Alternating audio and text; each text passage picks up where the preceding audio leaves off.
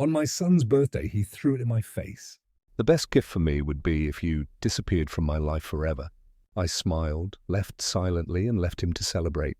An hour later, the police arrived, surrounded my yard, and arrested my son. You won't believe what happened next. Before we continue, please subscribe to the channel and let us know where you are listening in the comments. The chocolate birthday cake balanced precariously in my left hand as I fumbled for the back door handle. 28 candles waited in the kitchen drawer. But first, I wanted to surprise Brandon with this homemade masterpiece. The wrapped gift, tucked under my right arm, contained the vintage watch he'd admired months ago. D, a family heirloom from his grandfather. Laughter drifted through the glass door. My son's voice mixed with others in animated conversation. The April evening air carried the scent of barbecued burgers and beer. Perfect weather for his 28th birthday celebration. I paused at the door, listening to make sure I wouldn't interrupt anything important. Through the glass, I could see Brandon standing near the grill with Mike and Jason, his usual crew. Samantha sat at the patio table, scrolling through her phone, while other guests mingled around the yard. Man, your dad really went all out for this party, Mike's voice carried clearly. New sound system, premium beer, even hired that catering service for appetizers. Brandon took a long swig from his bottle. Yeah, well, he's trying to buy my affection as usual. Thinks money solves everything. I froze. Cake still balanced in my hands. The gift suddenly felt heavier under my arm. At least he cares, Jason chimed in. My old man hasn't called me in 6 months. Trust me, you're better off. Brandon's laugh held no warmth. Robert's always breathing down my neck about getting a job, moving out, taking responsibility, like he doesn't understand that the economy sucks right now. My fingers tightened around the cake plate. Through the door, I watched my son gesture dismissively with his beer bottle. Honestly, guys, the best gift for me would be if the old man finally disappeared from my life forever. I'm tired of his lectures and control. The words hit like a physical blow. I stumbled backward, nearly dropping the cake.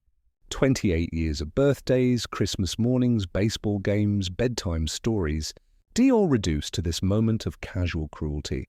Who would have thought your father was so pushy? Mike agreed, raising his bottle in mock salute. Jason snorted. Dude's probably got your whole life planned out in some spreadsheet. That's what engineers do, right? Exactly. Everything has to be his way or no way. Brandon turned toward the house, and I quickly stepped aside, pressing myself against the wall. Sometimes I wish he'd just, find somewhere else to be permanently. The gift slipped from under my arm, landing softly on the doormat. I caught it just as my legs threatened to give out. The watch inside D, my father's watch, passed down through 3 generations. D suddenly seemed worthless. You could always move out, Samantha called from the table, not looking up from her phone. With what money? He controls everything. Acts like I'm still 12 years old. Brandon drained his beer and tossed the empty bottle into a nearby trash can. But hey, at least the free rent's decent. More laughter erupted from the group. I stood frozen, a 62-year-old man, holding a birthday cake for someone who wished I'd disappear forever. The candles in the kitchen seemed pointless now. What was I celebrating? My hands began to shake.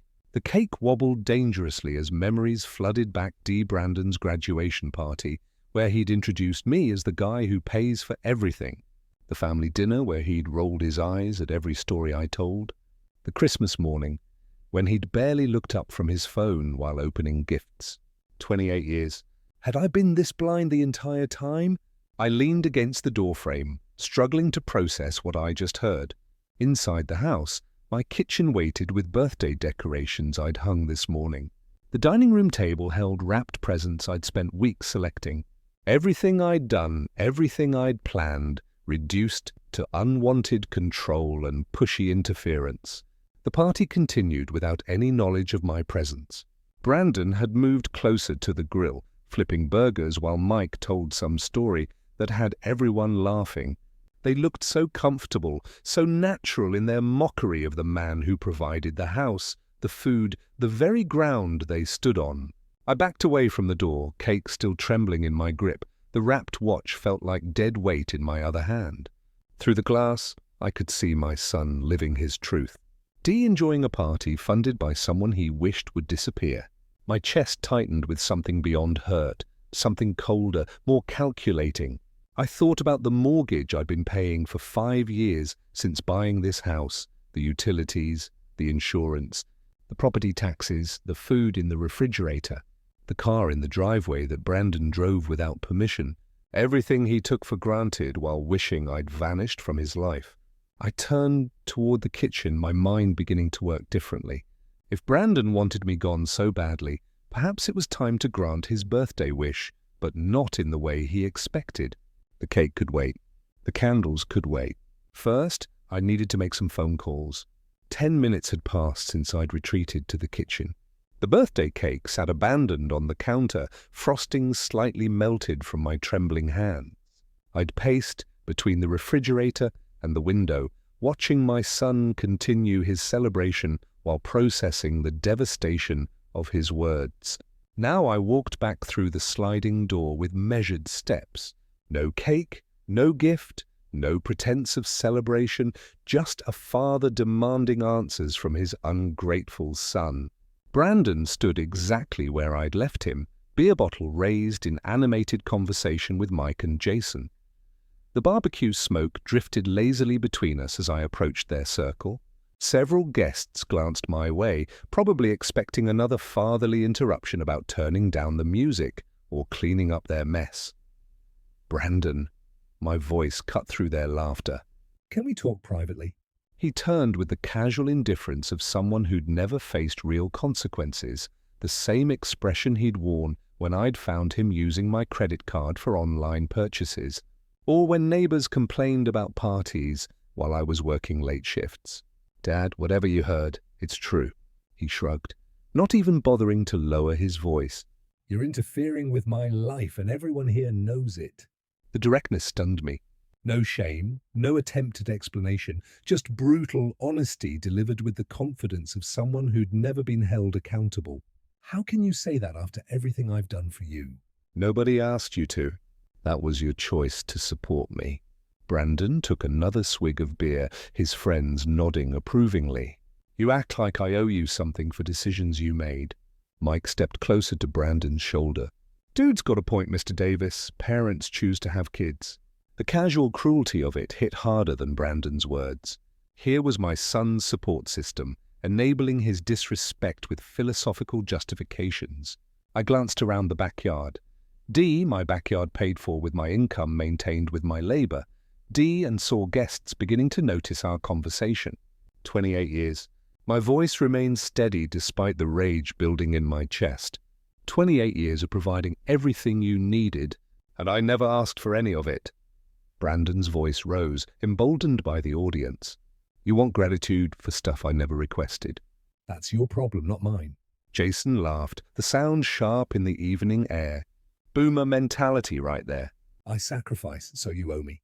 Several guests had stopped their own conversations now, forming a loose circle around our confrontation. Some looked uncomfortable, but none intervened. This was entertainment to them.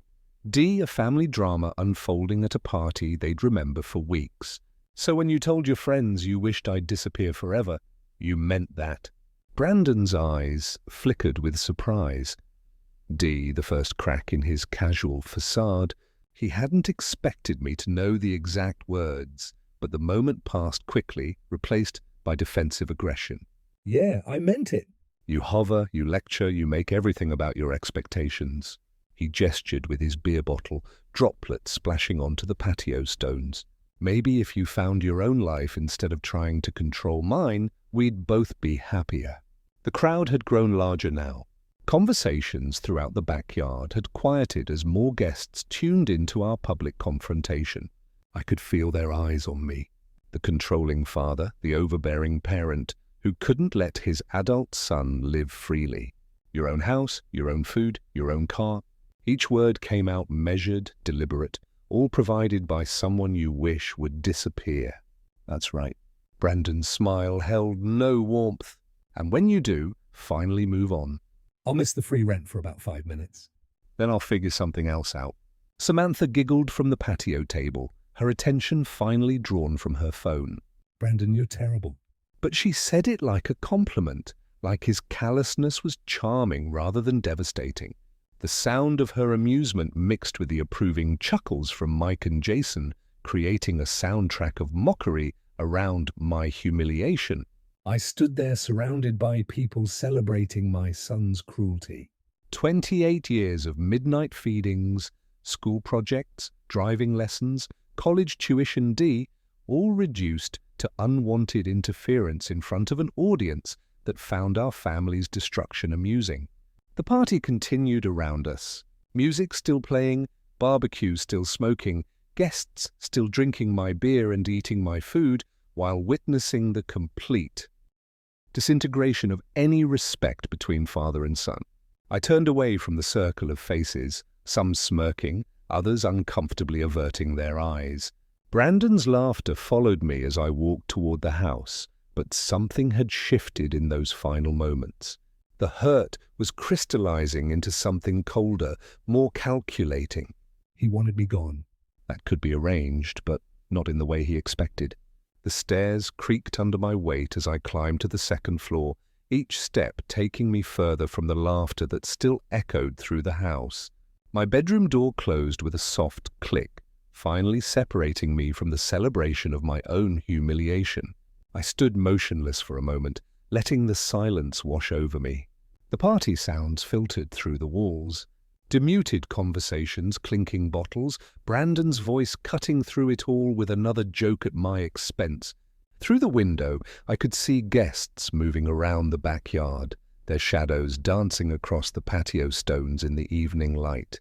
The mirror above my dresser reflected a man I barely recognized. When had I become this person, this doormat who absorbed insults with quiet dignity, who enabled disrespect by continuing to provide for someone who wished me dead? My reflection stared back with hollow eyes, and suddenly the memories came flooding back. Last spring's car incident flashed through my mind with painful clarity. Brandon had dragged me to 3 different dealerships demanding I co-sign for vehicles he couldn't afford. When I'd suggested something more reasonable, he'd turned to the salesman with theatrical embarrassment.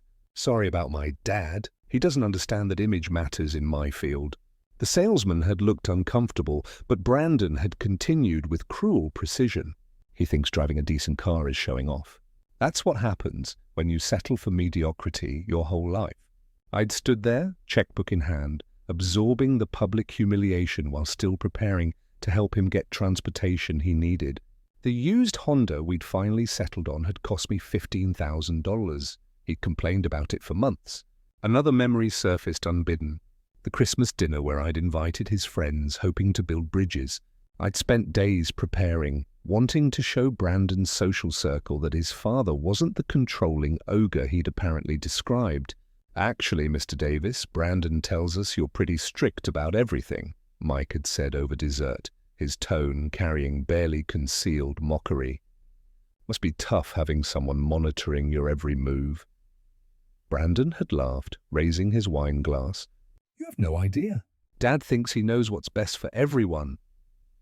I'd sat at the head of my own table, serving wine I'd paid for, to people who were openly mocking me, while my son orchestrated the whole performance. The worst part, I'd kept smiling, kept playing the good host, kept enabling the very behavior that was destroying any possibility of respect between us. But tonight had been different. Tonight, Brandon had finally said what he really thought, and something inside me had shifted permanently. I walked to the window and looked down at the backyard. There he was, animated and gesturing with a fresh beer, probably recounting his latest victory over the old man. His friends clustered around him like disciples, hanging on every word of his performance. They were all living in my house, eating my food, drinking my alcohol, celebrating my public defeat. How many years had I been financing my own disrespect? The engineering part of my mind began to engage. The same analytical process I'd used to solve complex problems for 3 decades. Variables, constraints, desired outcomes. Brandon wanted me gone from his life. I wanted respect, or at least an end to active contempt. The current approach, défiance, generosity, hoping for eventual gratitude. D had failed completely. Time for a different methodology. I turned away from the window and faced myself in the mirror again. This time I saw something different. Not a victim, not a doormat, but a man with resources, options, and the intelligence to use them effectively. Brandon was 28 years old and had never held a real job. He had no savings, no credit history, no practical life skills beyond consuming what others provided. His entire lifestyle depended on my continued willingness to subsidize his comfort while he publicly mocked my existence. What would happen if that subsidy simply disappeared? The thought sent a cold clarity through my system. I own this house outright. Every utility bill, every insurance payment, every property tax assessment came from my accounts, the refrigerator he raided, the internet he used, the electricity that powered his late-night gaming sessions. All mine. If Brandon truly wanted me gone from his life, perhaps it was time to grant that wish, but on my terms, not his. I moved toward the door, my hand resting on the handle. The party continued below, oblivious to the shift that had just occurred in the man who made it all possible. Brandon was about to learn the difference between independence and abandonment, between freedom and responsibility. He'd asked for space from his father's influence. Soon he'd have all the space he could handle. 25 minutes had passed since I'd walked away from that circle of mockery. Now I descended the stairs with measured steps, each one taking me closer to a confrontation that would reshape the dynamics of this house permanently. The back door opened to the same scene I'd left D-music pumping from the portable speakers, guests clustered around the patio with drinks, Brandon holding court near the barbecue grill. But something fundamental had changed. Not in the party, but in me. I walked directly across the yard toward the DJ table where someone had set up the sound system. Conversations continued around me, most guests unaware that the man who owned everything they were enjoying had just made a decision that would alter their evening considerably. The wireless microphone sat next to the speakers, exactly where I'd hoped to find it. I picked it up with the same calm precision I'd once used to present engineering solutions to corporate boards. The music continued for another moment before I located the volume control. Silence fell across the backyard like a curtain dropping. The party is over. My voice carried clearly through the speakers to every corner of my property. I'm asking everyone to leave my property now. The words landed with the impact of a physical blow. Conversation stopped mid-sentence. Beer bottles paused halfway to lips. Even the most intoxicated guests understood that something significant had just occurred. Brandon's face went through a rapid sequence of emotions, surprise, embarrassment, then settling into the familiar arrogance that had defined our relationship for years. Nobody's going anywhere. He stepped forward, addressing the crowd rather than me. This is my party, and you're all welcome to stay as long as you want. Mike immediately moved to Brandon's side, his support as predictable as sunrise. Robert, don't ruin the kid's celebration.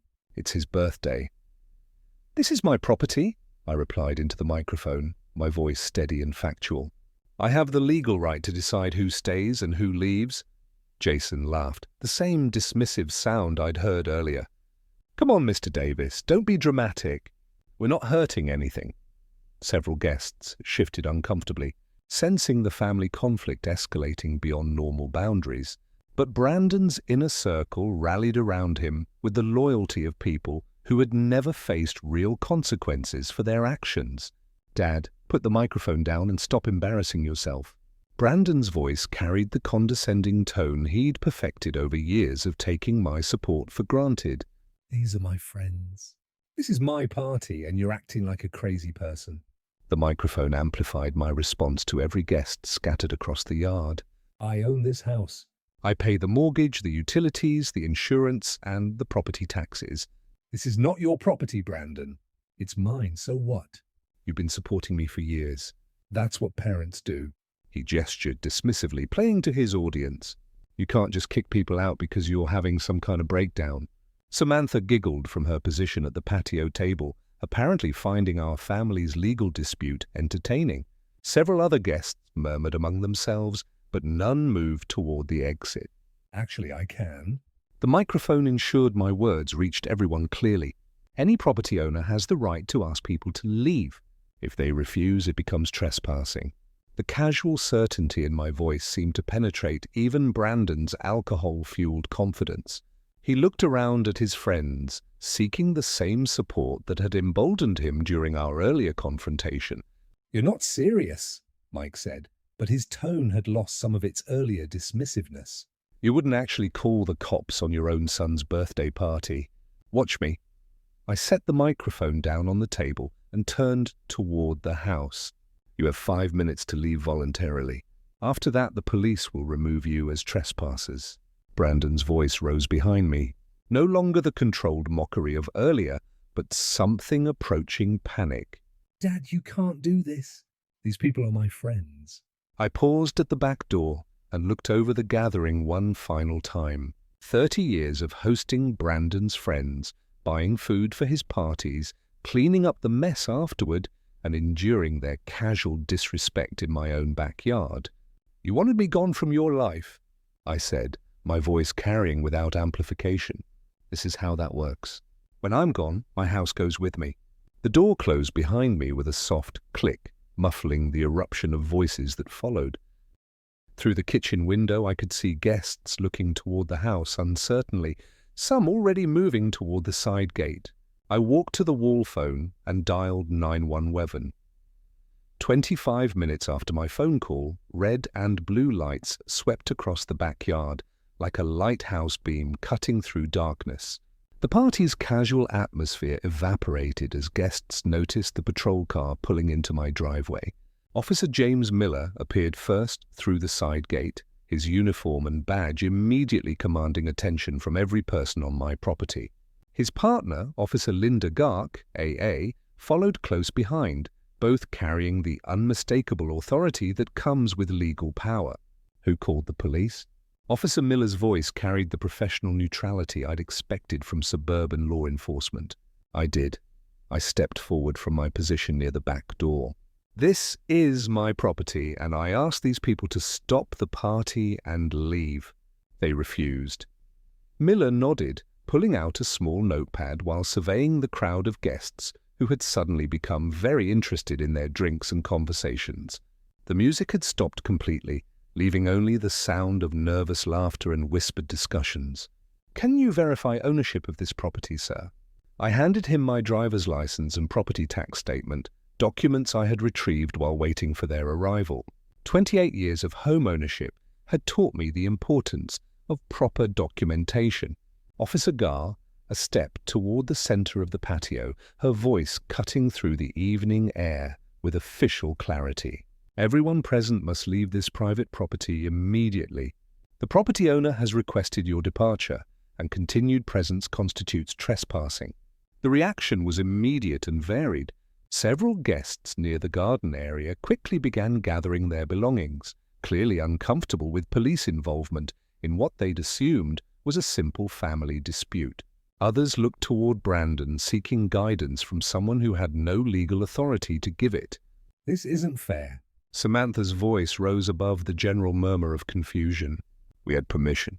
Brandon invited us." "Ma'am, adult children living in their parents' homes do not have the legal right to authorize guests against the property owner's wishes," Garsh replied with the patience of someone who'd handled similar situations countless times.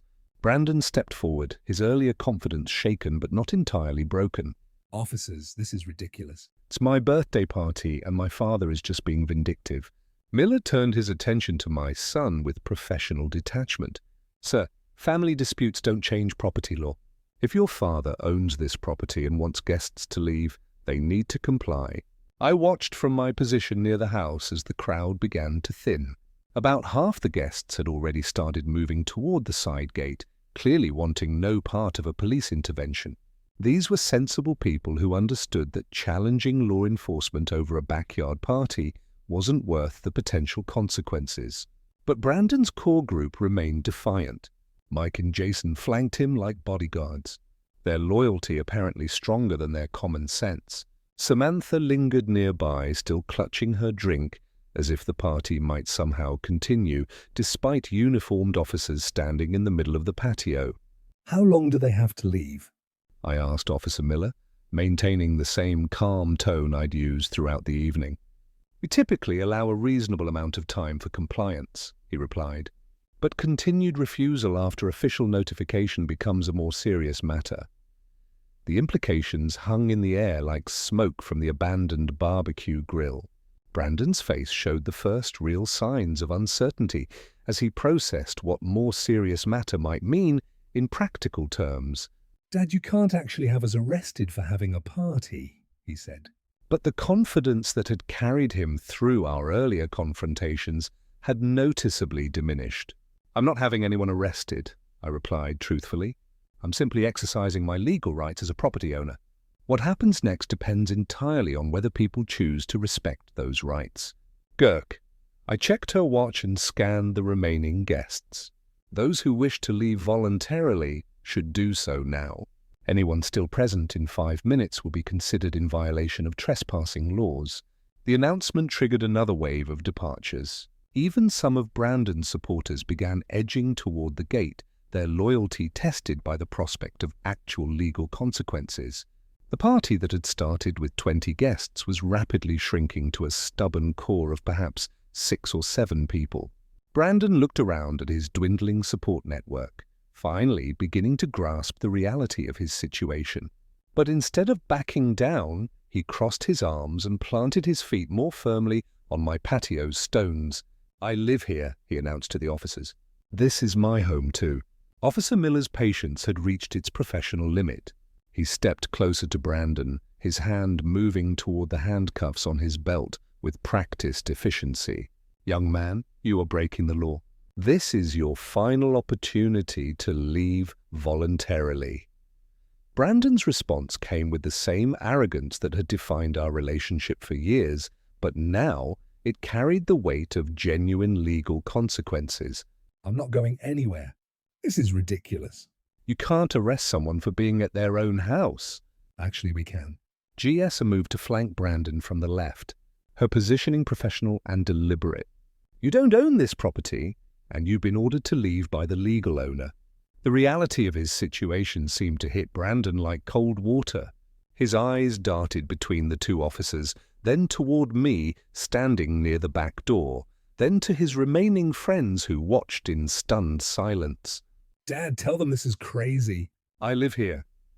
You live here by my permission, I replied calmly. Permission? I'm withdrawing. Miller stepped forward with the handcuffs visible.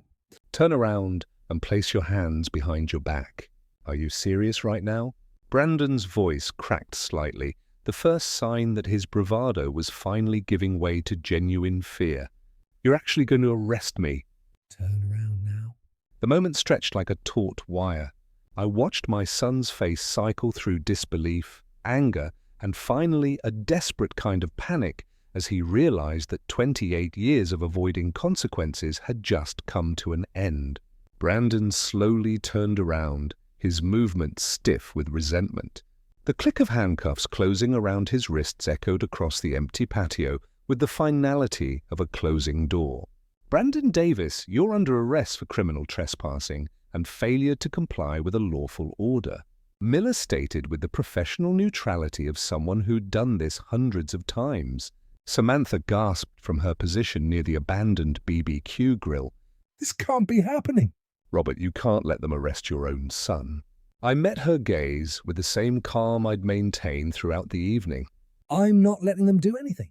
I called them specifically because Brandon refused to respect my property rights. As the officers began walking Brandon toward the side gate, he twisted around to face me. His expression transformed into something I'd never seen before. The genuine hatred mixed with disbelief. Dad, I will never forgive you for this. You think you've won something, but you just made the biggest mistake of your life. The venom in his voice would have devastated me just hours earlier. Now it simply confirmed that my decision to take drastic action had been correct. A son who could speak to his father with such hatred while being arrested for trespassing on his father's property had lost any claim to family loyalty. "Well, see," I replied. Miller opened the rear door of the patrol car, his hand guiding Brandon's head as he climbed into the back seat. Through the window, I could see my son's face contorted with rage, his mouth moving in what I assumed were additional threats I was grateful not to hear.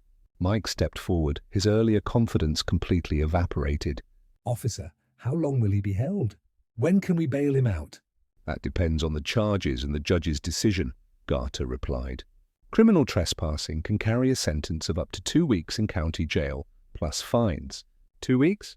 The number settled into my mind with perfect satisfaction. 2 weeks would give me adequate time to make the changes I'd been contemplating during my transformation upstairs. The patrol car's engine started and red and blue lights began rotating again as the vehicle backed out of my driveway. I watched from my position on the back porch as my son was driven away, officially in police custody, finally facing real consequences for his choices. Samantha stood crying near the abandoned party decorations, while Mike and Jason gathered empty bottles with the confused efficiency of people who didn't know what else to do. The party was over in every sense, and my backyard belonged to me again. Within minutes, even Brandon's closest supporters had gathered their belongings and left through the side gate. The music equipment sat silent, the BBQ grill cooling in the evening air, paper plates and plastic cups scattered across surfaces I'd be cleaning tomorrow. But tonight, I stood alone in my reclaimed space, listening to the silence that had replaced years of disrespectful noise. The real work was just beginning. The first morning without Brandon's presence felt like stepping into a different house entirely. Coffee brewed in absolute silence while I sat at the kitchen table. No longer listening for the sounds of complaints or demands echoing from upstairs, a quick phone call to the county clerk's office confirmed what Officer Gar A had mentioned. Brandon would serve 14 days for criminal trespassing and disorderly conduct. His release date was scheduled for April 29th at 9 a.m. 14 days, exactly 2 weeks to implement the plan that had crystallized during those final moments of his arrest. Over the following days, I began working with the same methodical precision that had defined my engineering career. The first step involved gathering information about Brandon's actual situation versus the fantasy he'd been living. I pulled out financial records spanning the past 5 years, rent equivalent in our neighborhood, $2,800 monthly. Utilities averaged $350. Food costs I'd covered, roughly $400 monthly. Insurance, maintenance, property taxes, and incidental expenses brought his true cost of living to approximately $4,200 per month, $50,000 annually. That's what supporting Brandon's unemployment had cost me, not counting the additional expenses for his parties, gas money, and various emergencies that required immediate financial intervention. During my research phase, I also investigated current real estate market conditions. Similar houses in our neighborhood were selling for between $820,000 and $880,000, depending on condition and exact location. Mine, meticulously maintained and recently updated, would likely command the higher end of that range. The memory that kept surfacing during those quiet planning sessions was last November's job fair incident. I'd driven Brandon to 3 different employment opportunities, waited patiently while he submitted applications, even coached him on interview techniques the night before. He'd returned from each interview with elaborate explanations about why the positions weren't suitable. The manager seemed like a micromanager. The pay was insulting for someone with my potential. The commute would eat up half my salary and gas costs. Within a week, I discovered through a friend that Brandon had intentionally sabotaged each interview, arriving late, dressed inappropriately, and giving flippant answers designed to ensure rejection. When confronted, his response had been brutally honest. "Why would I take some minimum wage job when you provide everything I need here?" That conversation should have been the wake-up call. Instead, I'd absorbed his logic and continued enabling the very behavior that was destroying any possibility of mutual respect. By the end of the first week of his incarceration, my decision had crystallized completely. Brandon wanted me to disappear from his life. He'd stated this wish publicly, repeatedly, and with sufficient cruelty to demonstrate genuine intent. Very well, I would disappear, but not as the defeated father he expected to manipulate indefinitely. The house would be sold while he sat in county jail, blissfully unaware that his free ride was ending permanently. The proceeds would fund a comfortable retirement somewhere far from California, somewhere Brandon would never think to look for a father he'd wished would vanish. I spent the second week researching retirement communities in different states, places where $850,000 could buy a modest home and provide years of peaceful independence. Arizona, Colorado, North Carolina, states with reasonable costs of living and no connections to my current life. Brandon's threats during his arrest had made one thing perfectly clear. He viewed me as an obstacle to be overcome, not a father to be respected. His promise that I would regret enforcing boundaries was exactly the kind of manipulative language I'd been tolerating for years. But this time, there would be no backing down, no compromise, no gradual erosion of my resolve through emotional manipulation. The engineering approach to this problem was elegantly simple. Remove the variable causing system dysfunction. In this case, that variable was my continued financial support for someone who openly despised the person providing it. As Brandon's release date approached, I finalized my research and confirmed my decision. The real estate agent's business card sat next to my morning coffee, waiting for the phone call that would set everything in motion. 28 years of patient guidance, financial support, and unconditional love had produced nothing but entitlement, disrespect, and threats of retaliation when boundaries were finally enforced. Time to show Brandon what disappearing actually looked like. I reached for the phone to call Michelle Johnson, the real estate agent whose online reviews suggested she specialized in quick, efficient sales. Michelle Johnson's office occupied a corner suite in downtown San Jose, its windows offering views of the city that had been my home for 3 decades. Professional certificates lined the walls alongside photos of sold properties, creating an atmosphere of competence and success. "Mr. Davis, thank you for calling," she said, gesturing toward the chair across from her polished desk. "You mentioned needing to sell quickly. What's driving the timeline?" I settled into the leather chair, my property documents organized in a manila folder that reflected the same methodical approach I'd brought to every engineering project. Family circumstances, personal reasons that require immediate action. Her expression remained professionally neutral, a skill that had undoubtedly served her well in countless client interactions. I understand. "Let me review your property details and we can discuss realistic expectations." The property evaluation took approximately 40 minutes of market analysis, neighborhood comparison studies, and detailed discussions about pricing strategy. Michelle's expertise was evident in her systematic approach to determining optimal market positioning. Based on current market conditions and the property details you've provided, I'd recommend listing at $850,000. At that price point, with proper staging and marketing, we should attract serious buyers within a week. Perfect. The timeline aligned exactly with my private deadline. Excellent. I'll agree to that price. I leaned forward slightly, maintaining the business-focused demeanor that had characterized our entire interaction. "I'm prepared to offer you a significant bonus if the sale closes within 7 days. Her eyes brightened with the kind of professional enthusiasm that substantial financial incentives typically generate. "How significant are we talking?" $5,000 above your standard commission if we have a signed contract by next Tuesday. "Mr. Davis, you have my complete attention and commitment. Let's visit the property this afternoon so I can conduct a proper evaluation." The drive to my house took 20 minutes through familiar neighborhoods that would soon become memories rather than daily scenery. Michelle followed in her own vehicle, her professional camera equipment visible through the rear window. Walking through my home with someone evaluating its market value created an unexpectedly emotional experience. Every room held memories of Brandon's childhood, birthday parties, homework sessions, the gradual transformation from grateful child to entitled adult. "The maintenance level is exceptional," Michelle observed, photographing the updated kitchen and recently refinished hardwood floors. "This property will show beautifully. Have you considered professional staging?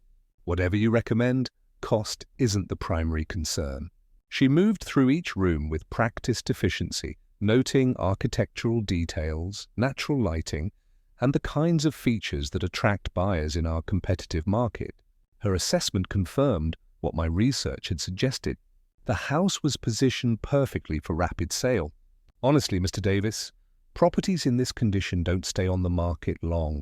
With the right marketing approach and competitive pricing, I'm confident we can have multiple offers by the weekend. Multiple offers meant potential bidding wars, which could drive the final price even higher than our listing target. Brandon's 2-week sentence was providing advantages I hadn't anticipated when this plan first crystallized. Back in her office, the contract negotiation proceeded with remarkable efficiency. Standard seller disclosure forms, marketing strategy agreements, and timeline specifications filled the afternoon with productive legal documentation. "I'll have professional photographs taken tomorrow morning," Michelle explained, while organizing the signed paperwork. "Listing goes live Thursday, open house scheduled for Saturday and Sunday. Given the urgency and bonus structure, this property gets absolute priority in my schedule." The bonus arrangement was structured as performance-based compensation, entirely legal and professionally appropriate. $5,000 represented substantial motivation for an agent whose annual income depended on successful closings. "Mr. Davis, I have to ask Dee, are you planning to relocate?" This seems like more than just downsizing. "Complete life change?" I replied truthfully, though the full context would have shocked her professional composure. "Sometimes circumstances require dramatic decisions." She nodded with the kind of understanding that suggested experience with clients undergoing major life transitions. "Well, I'll make sure this transition proceeds as smoothly as possible." The signed contracts felt substantial in my hands as I prepared to leave her office. 7 days remained until Brandon's scheduled release, and the mechanism for his ultimate lesson in consequences was now legally documented and professionally managed. "One more thing," I said, pausing at her office door. "I may need to coordinate timing very precisely. Can you keep me updated on any interested buyers immediately?" Absolutely. "You'll have real-time updates on every showing, every inquiry, every offer. This is going to move fast." I walked to my car with the satisfaction of someone who had just converted years of planning into concrete action. The house that had sheltered Brandon's entitlement for 28 years would soon belong to strangers who actually appreciated having a place to call home. Now, I needed to learn exactly when Brandon would be released so I could time the final phase perfectly. The drive to Santa Clara County Jail took 30 minutes through morning traffic that gave me time to prepare for what would likely be my final interaction with any aspect of Brandon's current circumstances. The facility emerged from the industrial landscape like a concrete monument to consequences. Exactly what my son would soon understand intimately. Security procedures required identification, verification, metal detector screening, and visitor registration that transformed citizens into processed subjects within the institutional system. The efficiency impressed me with its methodical approach to human management. "I need information about an inmate," I told the corrections officer at the visitor information desk, sliding my driver's license across the polished counter. "Sergeant Davis D., no relation." Despite the shared surname D, reviewed my identification with the professional neutrality that characterized every aspect of this sterile environment. His uniform and badge represented authority that transcended personal feelings or family dynamics. Name of the inmate, Brandon Davis. He's serving 2 weeks for criminal trespassing. The sergeant's fingers moved across his computer keyboard with practiced efficiency, accessing databases that contained every detail of Brandon's current legal situation. The institutional system had reduced my son to a number, a cell assignment, and a release schedule. Brandon Davis booked April 15th. His eyes scanned the monitor without emotion. Your son will be released April 29th at 9 a.m. Perfect. The timing aligned exactly with my strategic requirements. Thank you for that information. I maintained the same professional tone that had characterized my entire interaction with this facility. Is there anything else I should know about the release process? Standard release procedures. He'll be processed out through this same building. Return personal effects. Given transportation voucher if requested. Sergeant Davis looked up from his screen with the kind of helpful efficiency that marked quality public service. Would you like to visit with him while you're here? The question hung in the air between us like smoke from an extinguished fire. Here was my opportunity to see Brandon face to face, to gauge his emotional state, perhaps even to prepare him for what awaited his return home. No, that won't be necessary. 4 words that severed whatever remained of traditional parental obligation. Sergeant Davis showed no reaction to my refusal. Deaf family dynamics weren't part of his professional concern, only procedural compliance and information distribution. Visiting hours are daily from 2 to 4 p.m. If you change your mind, he offered, with the same neutral helpfulness he'd shown throughout our interaction. I appreciate the information, but I have everything I need. The conversation concluded with the institutional efficiency that had marked its beginning. No personal questions, no judgment about family relationships, no curiosity about my reasons for gathering release information without visiting my incarcerated son. Walking back through the security checkpoints felt like emerging from a controlled environment designed to strip away individual identity and personal choice. Brandon had spent 10 days in this system that reduced humans to numbers and schedules, learning what accountability actually meant in practical terms. The drive home provided time to calculate final timeline coordination. April 29th, 9 a.m. Brandon would be processed out of county jail expecting to return to the house that had sheltered his entitlement for 28 years. Instead, he would discover that his father had finally taken his advice about disappearing from his life. Michelle's real estate expertise suggested the property would likely sell by the weekend, giving me several days to coordinate closing procedures with Brandon's release timing. The house that had enabled his disrespect would belong to strangers who appreciated having a place to call home. The engineering precision of this revenge plan satisfied every aspect of my methodical nature. Variables controlled, timelines synchronized, resources allocated efficiently, and desired outcome guaranteed through legal channels that Brandon himself had initiated. Back in my driveway, I sat in the car for a moment, contemplating the house that would soon cease to be my responsibility. Every mortgage payment, every utility bill, every maintenance expense had subsidized someone who wished I would disappear from his life forever. Tomorrow I would coordinate with Michelle about showing schedules and potential buyer interest. The institutional visit had confirmed that Brandon remained exactly where consequences had placed him, unaware that his father was implementing the ultimate lesson in gratitude and respect. By the time he walked out of county jail next Tuesday morning, the home he'd taken for granted would be in escrow to buyers who actually wanted to live there. My phone rang as I reached the front door.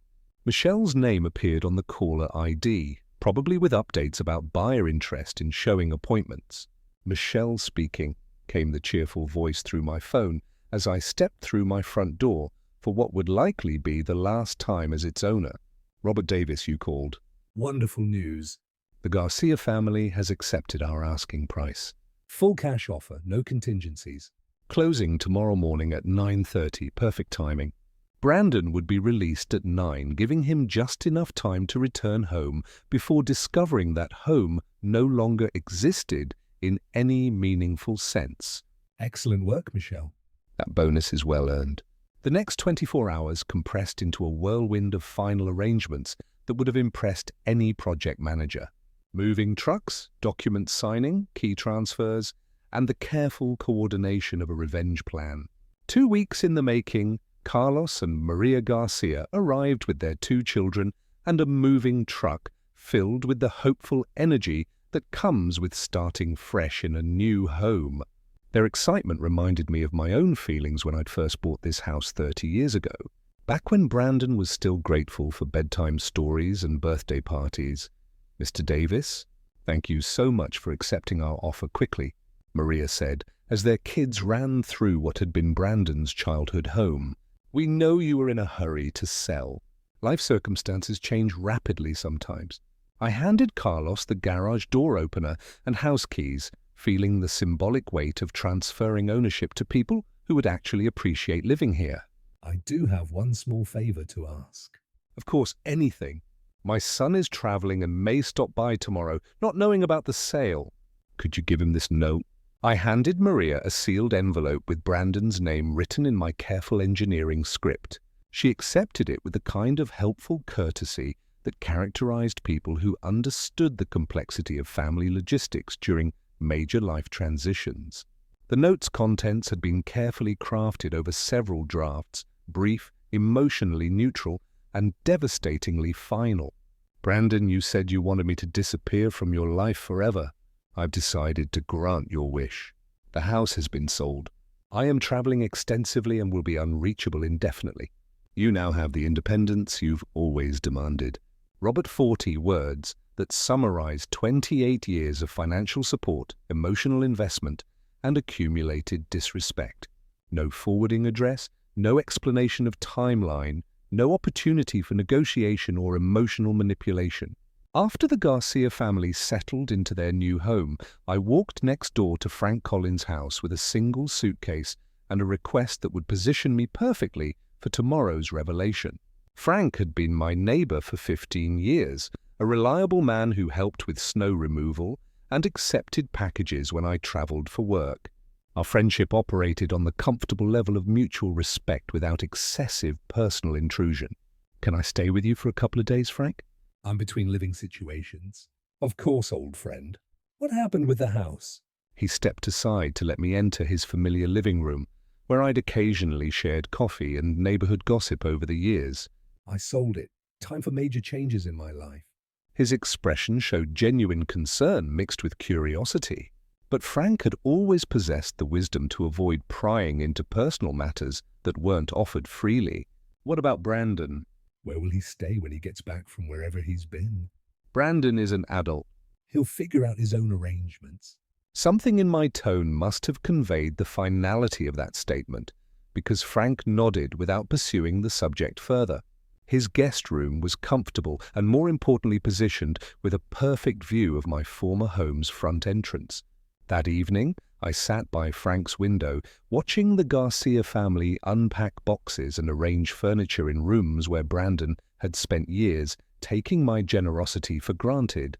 Tomorrow morning, he would walk up that driveway expecting to resume his comfortable lifestyle of unemployment, subsidized by parental enabling. Instead, he would meet strangers who owned everything he'd assumed would always be available for his use. The engineering precision of this revenge plan satisfied every aspect of my methodical nature. Variables controlled, timeline synchronized, resources allocated efficiently, and desired outcome guaranteed through legal channels that Brandon himself had initiated. Frank knocked on the guest room door around 10 p.m., bringing fresh towels and the kind of practical hospitality that had characterized our entire friendship. Everything you need in here, Robert. Everything's perfect, Frank. Thank you for the accommodation. Brandon approached the front walkway without hesitation, pulling out keys that would no longer work in locks that were no longer his to open. The sight of him reaching confidently for a door that belonged to strangers struck me as the perfect metaphor for everything wrong with our relationship. The Garcia children were playing in the front yard while Carlos unloaded boxes from their truck. The sound of unfamiliar voices speaking Spanish made Brandon pause, his expression shifting from confidence to confusion as he processed the scene before him. "Excuse me." His voice carried the entitled tone I'd heard countless times when he wanted something from people he considered beneath his attention. Who are you people? And what are you doing in my house?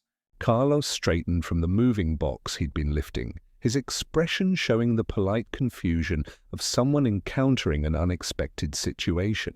"Sorry, friend, but this is our house now. We bought it last week." That's impossible. Brandon's voice rose with the kind of indignation he'd perfected over years of having his reality challenged by inconvenient facts. I live here. "This is my family's home." Maria appeared in the doorway, clearly drawn by the commotion in her front yard. She took in Brandon's agitated state with the practical assessment of a mother who dealt with countless neighborhood disputes and childhood conflicts. Are you Brandon Davis? She asked, with the careful politeness that characterized her entire approach to this awkward situation. Yes, finally, someone with sense. Now please explain why strangers are in my house with all their belongings. The previous owner left something for you. Maria disappeared briefly into the house, returning with the sealed envelope that contained 2 weeks of careful planning, condensed into 40 devastating words. Brandon accepted the envelope with the suspicious reluctance of someone who'd learned to expect bad news from official-looking documents. His fingers trembled slightly as he tore open the seal.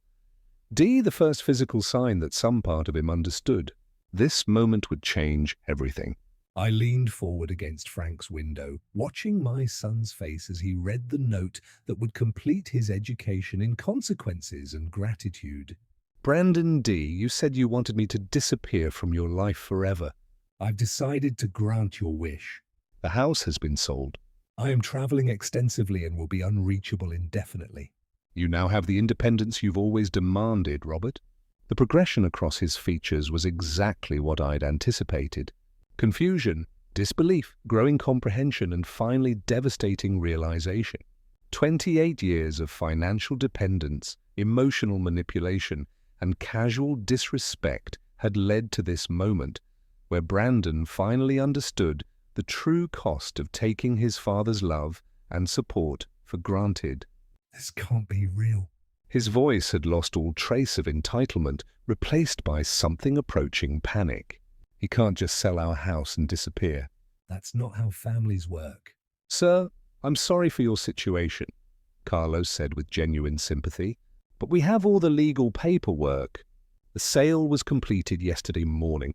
Brandon's legs seemed to give out slightly, forcing him to lean against the mailbox that no longer belonged to his family. The plastic bag from the jail fell from his grip, spilling his few possessions onto the sidewalk that had once led to his front door. Where am I supposed to live? How am I supposed to eat? The questions came out as desperate whispers, rather than the demands I'd grown accustomed to hearing. Maria and Carlos exchanged glances, clearly uncomfortable with witnessing this family crisis, but uncertain how to help someone whose father had deliberately orchestrated his homelessness. From my hidden position, I felt a complex mixture of satisfaction and unexpected sympathy. The justice was perfect. Brandon had received exactly what he'd claimed to want, but watching his complete emotional collapse stirred something uncomfortably close to paternal concern. He stood there on the sidewalk, reading and rereading the note, as if repetition might change its contents. The house behind him buzzed with the activity of a family who appreciated having a place to call home, while he faced the reality of having nowhere to go. 28 years of enabling had ended with 40 words in a sold house. The lesson in consequences was complete, delivered with the same precision I'd once applied to solving complex engineering problems. Brandon folded the note carefully and walked away without another word to the Garcia family. Hours passed before I could step away from Frank's window. Brandon had disappeared around the corner, but the image of his tears remained burned into my memory like an unexpected photograph. He'd cried. Not the angry, manipulative tears I'd witnessed during childhood tantrums, but genuine heartbroken sobs of someone who'd finally understood the true cost of his choices. For 28 years, I'd wondered if any authentic emotion existed beneath his entitled exterior. The answer had arrived precisely when it no longer mattered. Frank found me in his kitchen that evening, staring at a cup of coffee that had grown cold, while I processed the complex aftermath of successful revenge. "Rough day watching the neighborhood drama?" he asked, with the careful tone of someone who suspected more than he was willing to say directly. "Something like that." The young man seemed pretty upset about losing his family home. I met Frank's eyes, seeing the genuine concern of someone who'd witnessed pain without understanding its origins. Sometimes consequences take years to arrive, but they always do eventually. Frank nodded with the wisdom of someone who'd lived long enough to understand that justice rarely arrives on schedule, but rarely fails to arrive at all. "Thank you for the hospitality," I said, rising from the table where I'd spent so many hours planning and plotting. I'm moving on tomorrow morning. Where are you headed, Robert? To the ocean. Time to start completely fresh. Frank didn't press for details, understanding instinctively that some life changes require privacy rather than explanation. His friendship had provided exactly the support I needed during this transition, without demanding more information than I was willing to share. "You've got my number if you need anything," he offered. Though we both understood this goodbye carried the permanence of someone choosing to leave his entire past behind. The next morning arrived with the kind of California sunshine that makes new beginnings seem not just possible, but inevitable. I loaded my single suitcase into the car I'd barely driven during 2 weeks of strategic planning, feeling lighter than I had in decades. Frank appeared on his porch as I backed out of his driveway, raising a hand in farewell that carried 30 years of neighborly respect compressed into a single gesture. I waved back, genuinely grateful for his unwitting support during the most complex moral decision of my life. The highway stretched west toward the Pacific, carrying me away from everything I'd known toward possibilities I hadn't dared imagine 2 weeks ago. $850,000 in my bank account, no family obligations, no one depending on my financial support or emotional availability. Brandon had gotten exactly what he'd claimed to want. Dear father who disappeared from his life forever. I'd granted his birthday wish with the same engineering precision I'd once applied to solving complex technical problems. The justice was perfect, delivered through natural consequences rather than malicious revenge. Yet his tears had changed something fundamental in the equation. Not the outcome that remained fixed and appropriate, but my understanding of who he was beneath the entitlement had shifted in those final moments when authentic emotion replaced practiced manipulation. He was still my son despite everything, still capable of genuine feeling despite years of evidence suggesting otherwise, still human despite behavior that had often seemed calculatedly cruel. That recognition didn't change my decision to leave, Or my conviction that consequences were necessary and appropriate, but it added a layer of complexity to what had started as simple justice and evolved into something approaching wisdom. The coastal highway appeared ahead, promising miles of ocean views and small towns where no one knew my history or expected me to subsidize anyone's lifestyle. Communities where 62 years of accumulated experience might be valued rather than exploited. I'd spent 28 years enabling someone who wished I would disappear. Now I was granting that wish while creating the life I should have built for myself decades ago. The morning sun reflected off my windshield as I drove toward whatever came next, carrying nothing but the clothes in my suitcase and the hard-earned knowledge that respect once lost can only be reclaimed through actions rather than words. Behind me, Brandon was learning the same lesson from the other direction. Ahead, the ocean waited with horizons I'd never explored and possibilities I'd never considered. It was time to find out who I was when no one needed anything from me. If you like this story, please like this video, subscribe to the channel, and share your impressions of this story in the comments. To listen to the next story, click on the box on the left. Thank you for watching.